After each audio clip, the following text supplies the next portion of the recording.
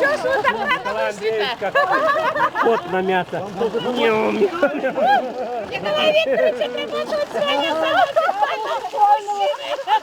Татьяна Ивановна, надо выходить уже. Так, Дина, еще раз. Давай. Вот, прям со снегом. 34. Со снегом, говорит. Да, Набери никто не воду. поверит. Ага. А его можно пить? А он поверит.